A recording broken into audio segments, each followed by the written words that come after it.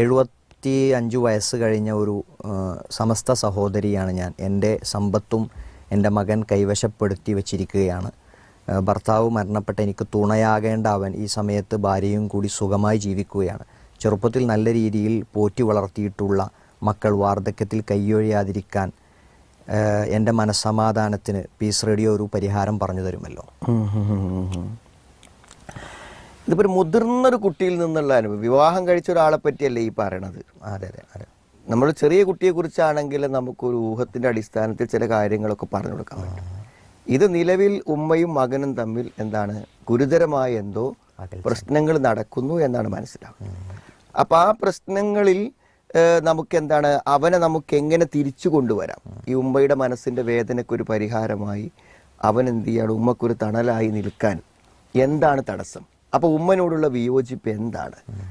ഉമ്മയുടെ സമീപനങ്ങൾ എവിടെയെങ്കിലും പിഴവ് പറ്റിയോ?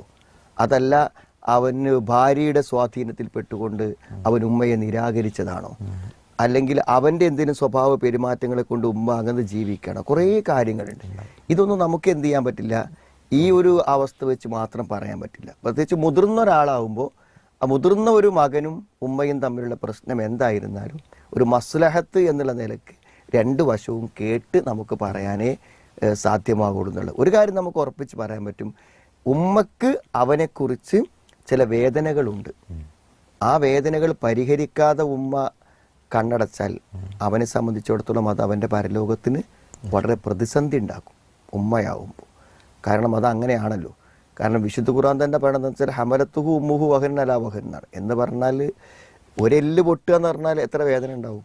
അങ്ങനത്തെ എത്രയോ അസ്ഥികൾ പൊട്ടുന്ന വേദന അനുഭവിച്ചിട്ടാണ് ഒരു കുഞ്ഞ് അത്രയും സങ്കീർണമായ ഒരു പ്രസവത്തിലൂടെ പുറത്തു വരുന്നത്.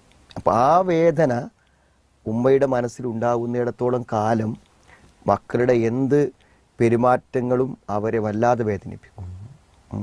ആ വേദന എന്നും ഉമ്മൻ്റെ മനസ്സിലുണ്ടാവും. അപ്പം അതുകൊണ്ട് തന്നെ ഉമ്മക്കൊരു വിഷയമുണ്ടെന്ന് അറിയുന്നത് കൊണ്ട് എന്തായിരുന്നാലും അവനത് പരിഹാരത്തിലേക്ക് വരേണ്ടതുണ്ട്.